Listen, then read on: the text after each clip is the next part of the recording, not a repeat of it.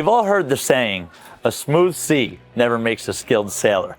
But what you haven't heard is a smooth yacht purchase doesn't happen the first time around, ever. I'm a yacht purchasing advisor, which means I'm gonna help you save money, select the right vessels, and make sure you avoid headaches. I'm here in St. Croix, U.S. Virgin Island, with my friend Derek Peter and his lovely family of 9, and I'm here with them where they purchased their new Fountaine Pajot sailing catamaran. What's gonna happen today is they're gonna teach us some of the mistakes they've made in their ownership process, things they learned throughout the buying process, and things that have been not what was advertised to them when buying the boat, but they've learned the hard way living on board.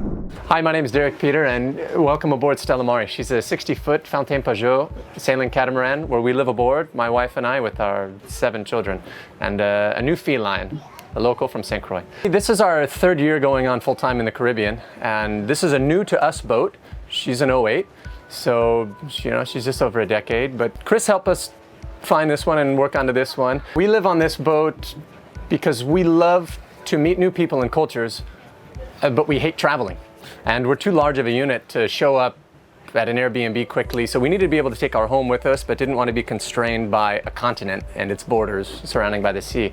So the ocean was the best way that we could fill in, check all the boxes, as many boxes as possible. So people always ask us, how do you like living on a boat, especially with so many kids? And my answer is developed into and is always the same. It's the best nightmare we've ever had, and the only one I'd go back to sleep for. It's incredibly challenging. So by being able to move our entire family and all of our possessions and go from culture to culture, country to country, but be at home the whole time, there's no other way but by the sea to do it. Well, it's probably time for you to see the boat. We're on quite large sugar scoops here on the transom of this Fountaine Pajot Eleuthera 60, Eleuthera being Greek for freedom. Coming up here, you're gonna notice it's extremely wide weather decks. That gives us a lot of space and mobility to move safely underway. So Stella Maris is a 60-foot, 59.9.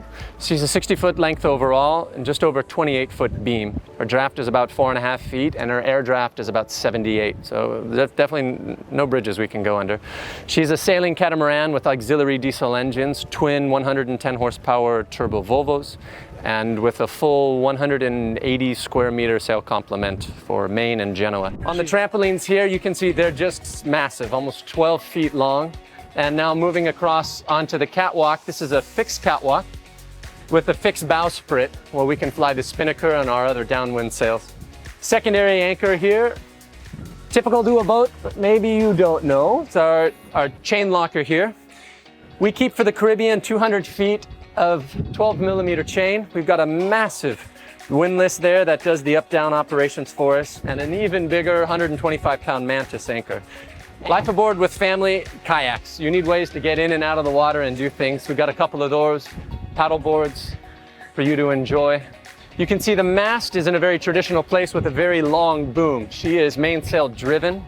Working our way back to the transom here, we have a rigid hardtop over our cockpit. As we're coming across a different style catamaran, and they each have their forte, I can walk the entire transom. And that's a big pro when you're navigating and people are safely in the cockpit, and we're gonna have freedom and mobility here, especially when you're new and we're training you that safety is here, a little higher risk, but getting the work done, getting down to business with the sail. We can be out here. So you're slowly increasing and acknowledging that a little bit more risk you might have. This is a proper cat with a nice long traveler, a good beamy traveler. Here's our mainsail our main sheet coming down. But we live aboard too, so we've got a plancha, and we've got a barbecue. We've got a solar array that we're gonna double in size. It'll be an up high, so this will be more trampoline space for the kids. Now you're in the cockpit of Stella Maris, and we have a large table. We can seat about 10 people around the table here with settees, port and starboard. And we have a very lightly semi-raised side helm to starboard here. The bench large enough for about 3 or 4 adults, 4 if you know each other. 2 if you don't like each other. We have the helm here. Obviously it's a catamaran, so we have dual auxiliary engines. The joysticks are right up there, and then full navigation equipment. I'll be happily upgrading that to some newer equipment. She's getting a little dated, but that's I'll take care of the boat and she'll take care of me. Being an older generation catamaran, and one really designed for navigation, something that you might not have ever thought about, we have here in this sole, and why would I even bring it up? I think it's important to is a discussion point of when you come aboard. These are the diesel tanks and fuel storage, right? It's in its own compartment. And the whole focus of this boat was smooth, safe navigating underway in poor conditions that you can't anticipate. So the architects of this boat did a very fantastic job of keeping weight center mass. The reservoir is here for the fuel, and the reservoir is forward under the mast for fresh water. We have now just taken 3 steps down into the salon. I don't know how it looks on camera, but massive living space as far as boats go. Behind me, you'll see on this boat, we have 2 couches. Here, we keep the table fixed at this one. The children use it for games. Over here, you'll see opposite its diagonal, a very large L lounging couch there. That was pushed out by a previous owner. It was a fantastic upgrade, and so it's residential depth. We can get a whole host of people aboard. Here's our forward-facing navigation table with instruments, and it's very nice to come in during inclement weather or sit out that squall and still have control of our autopilot, know where we're at, know where we're heading. Once again, safety, communication, all these things coming together. Like I said, she's a 5 cabin, and we utilize 3 cabins. 1 is left for our family, 3. 1 is left vacant for guests. And then 1 we've transitioned into an office/classroom because we educate 7 kids aboard. Coming down forward, we're now in the cabin that you would be residing in. And it's a very spacious, it's a very good sized cabin. There's a lot of space to move and to change, to do everything you need. You have your own private ensuite toilet bathroom. It's a wet bath, a wet head, and I think that's really important for you to see, especially with the trend towards the market going towards separate shower and toilet. That's nice. It's great for charter. It's great for many things. For us living aboard, it's really great to have space that's dedicated for one thing. And then every time you do shower or use that, the entire toilet bathroom area gets a freshwater rinse and is clean. That's massive, especially when water conservation aboard is paramount, because we're making fresh water out of salt water. We're desalinating water. So every drop counts. So you have very good hatches for ventilation, for visibility, your own private bathroom. And the cabin just behind you is utilized as an office, so there's even more of a buffer. You're going to feel like you have quite a massive space, almost 30 feet in length all to yourself. We've converted back here. The finish work's not done, so it's not as beautiful as it's going to be, but we've converted the charter quarters into a 4-bunk room for the boys. So we've got 4 independent beds in there, and the boys. The wall panel does snap in here, so it's secure. They have their own access to get up and down off deck without coming in. Well, you are now in one of the final places of the Stella Maris, and you are in the galley. It's quite, as far as boats go, a pretty massive, spacious galley. So I can't even reach from one end to the other. It's over 6 feet wingspan. You know, only one other thing, we're trying out this all-electric oven. That's why the trim piece is removed. We're still doing some fitments and customization, and that'll be done in the next several months. During hurricane season, we'll knock it out. But we are working on going all electric for our interior cooking needs. And ultimately, solar and batteries are going to handle that load. Magnetic knife rack is a lifesaver in more ways than one. I can look up through the hobo, the skylight up here, and I can see my sail plan, check wind direction. Life aboard, what will you expect? If you come to me with years of sailing experience, but you want to know what's it look like with kids aboard, because we're ready to retire and I want grandchildren to come and visit. You're a couple that wants to ditch suburbia. How I just can't fathom homeschooling and living aboard and getting around in a dinghy, and it's 24 hours. You'll answer those questions on, yes, you can. It's possible. You can do it. And this is how. Today we're doing a very in and out sail of the harbor. Nothing you haven't done before. We're gonna get the sails up. I'm gonna get the engine started. We'll check for our flow. We've already done our pre-check for our voltage, our engines, our fuel, and our radio. So we're good. Mommy and I will start getting the engine up. As soon as we're ready, I'll call you, hop in the locker, and you hop on the bow. My wife and I do a silent up-down anchor procedure, which is why I have not been talking. We can do this without any noise. We can do it in almost no light, no shouting, no fighting, no stress. They know their job up front. I know my job back here. 360's clear, boys? Clear. Thank you. For answers in Theodore what to do when you fall in the water, you pull this, right? As hard as you can. What happens when you do long trips? Who takes over for watch? That's a loaded question. We, as a dad of a big crew, I do a lot of single handing, and the children will help relieve me as they see I need. If I need it, I'll ask for help. the pretty much the number one question we get all the time, right, is what are my expenses going to be? What's the single biggest expense for you guys as a cruising family right now? Single business expense, insurance. Insurance, yeah. Health and boat. That's a choice we make to live and work into our budget. This is our floating home, so we don't play, and the investment is far too large for us to go without insurance and to go without good insurance. And then the other thing is this floating home could break free through no fault of anyone, just weather and Mother Nature. So we have a very large third-party liability, and the insurance companies run the actuarials, and the numbers are what they are. And so we have insurance to cover that. So insurance and keeping the boat up in Bristol condition on this vessel, is somewhere in the ballpark of, we're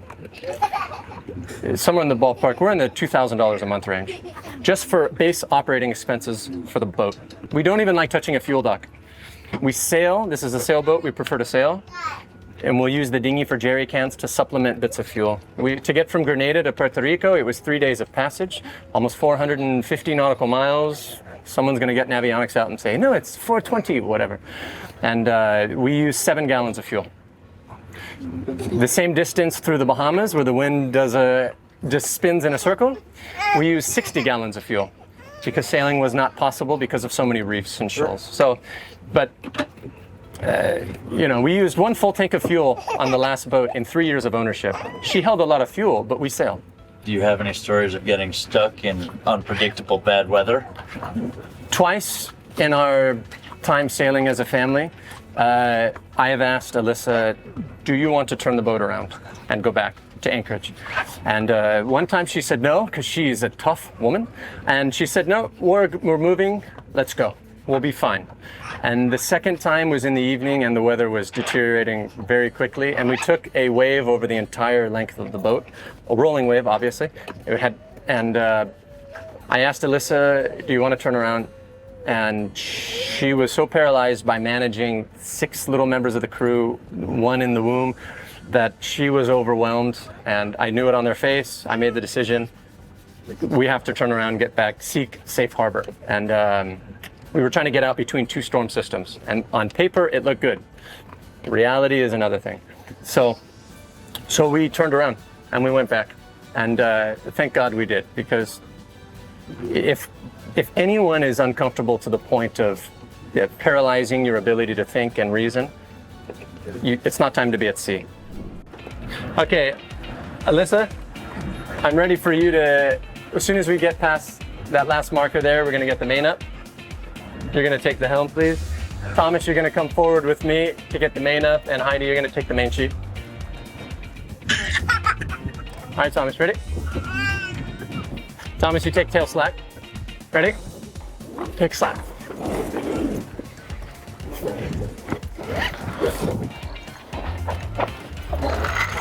Alyssa, fall off to port, fall off to port. Heidi, 1, 2, 3, 4 turns around in the tailor. Get it in the tailor, thank you. Heidi, take that off, spool it around the base. Clear.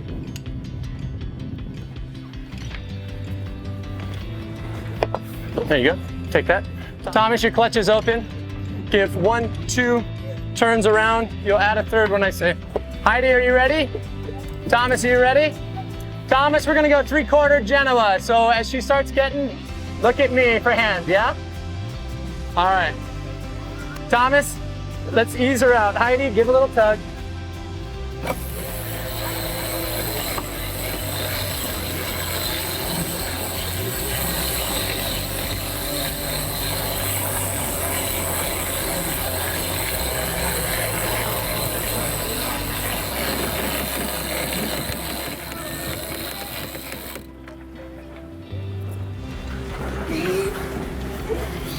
Push you fine. Killing port. Our speed right now is 15 to 19 knots. So we're just outside of that first reef parameter, which would be full main and full Genoa. So to be conservative, I should have a single reef and 2/3 Genoa. All right, I'll tell you what. Let's put in attack and let's baby back around. Let's head home. All right, everyone, prepare to tack, prepare to tack. Here's our wind angle. Okay.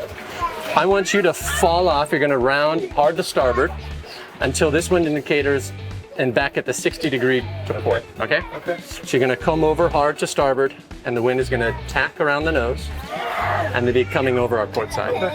And your point of sail, your angle is gonna be about that red big building, okay? All right, are you ready? Yep. I prefer to stand here and you can just spin the spoke over nice and smooth. You're watching this? Yep. Mostly. Okay. So I'll say hard to starboard. All right, you have the helm. Yep. Chris, you ready?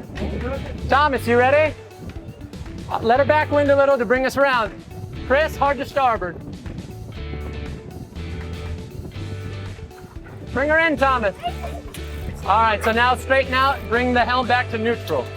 All right, Thomas, hold. All right, now fall off to starboard a bit. Fall off to starboard a bit. If you respond slowly, hold there. Big ships turn slow and she takes a moment to respond. All right, Thomas, we need to furl the Genoa, please. Matthew, take it off out of the tailor. Chris, you want to be involved? No. All right, I just want to furl the Genoa. Where do you want me? All right, easing out. Matthew, hold, you're going to take the weight.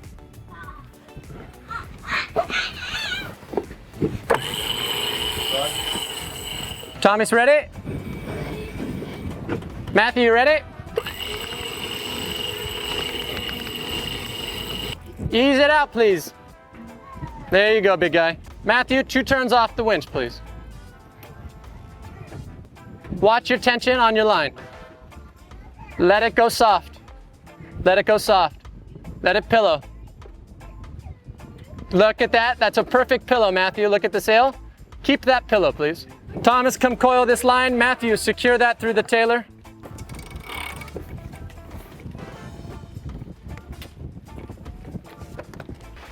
I got a point. Okay, we're gonna beat this tanker in. So I'm gonna give you the helm. Please, you're just gonna round me up. I'll drop the mainsail. You're gonna have to do almost 100 degrees to port. Take her off of auto, go to standby. Thomas, you got your job? Take slack as she goes limp, heading to wind.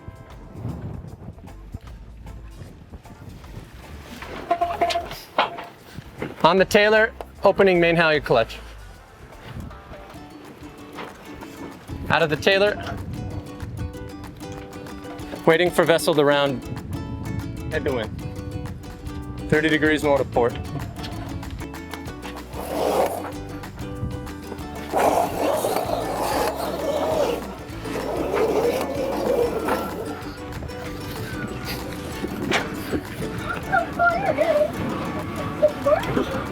I'll take the helm.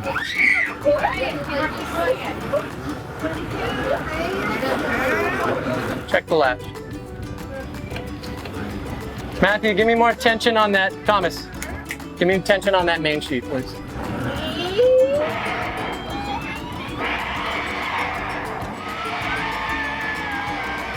That's good, Thomas. We're going to be here for a little while, right? We should go back to where we were so the kids have their spot by the sandbar. All right, everybody, anchoring, anchoring, anchoring.